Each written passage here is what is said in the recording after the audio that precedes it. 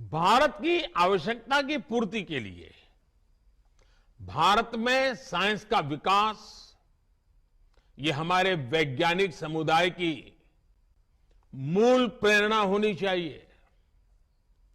भारत में साइंस भारत को आत्मनिर्भर बनाने वाली होनी चाहिए। हमें यह भी ध्यान रखना है कि आज दुनिया की 17-18% मानव आबादी भारत में रहती है। ऐसे साइंटिफिक वर्क्स जिनसे भारत की जरूरतें पूरी होगी, उनसे विश्व की 17-18% मानवता को गति मिलेगी और इसका प्रभाव संपूर्ण मानवता पर पड़ेगा। इसलिए हम ऐसे विषयों पर काम करें जो आज पूरी मानवता के लिए जरूरी है। उदाहरण के लिए अगर हम एक विषय ले लें, एनर्जी। बढ़ते हुए भारत की एनर्जी नीड्स लगातार बढ़ने ही वाली है।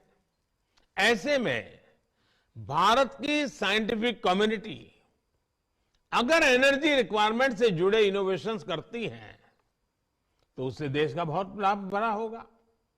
खासकर हाइड्रोजन एनर्जी की अपार संभावनाओं के लिए देश नेशनल हाइड्रोजन मिशन पर काम कर रहा है।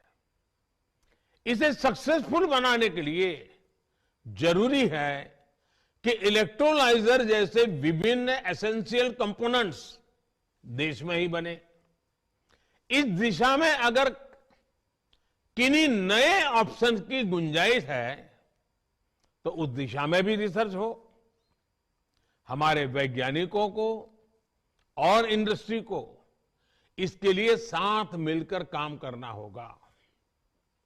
साथियों, आज हम एक ऐसे दौर में जी रहे हैं जब मानवता पर नई नई बीमारियों का संकट मंडरा रहा है।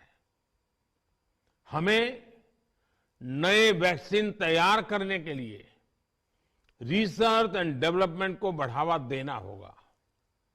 जैसे आज हम बाढ़ या भूकंप जैसी त्रासदियों से निपटने के लिए पहले से तैयार रहते हैं, उसी तरह हमें इंटीग्रेटेड डिसीज सर्वेलेंस के जरिए समय रहते बीमारियों की पहचान करनी होगी और उससे निपटने के उपाय करने होंगे।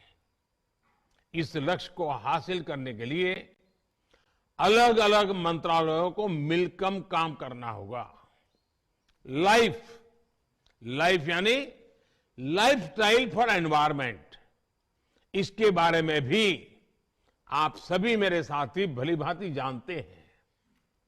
हमारी साइंस कम्युनिटी इस दिशा में बड़ी मदद कर सकती है।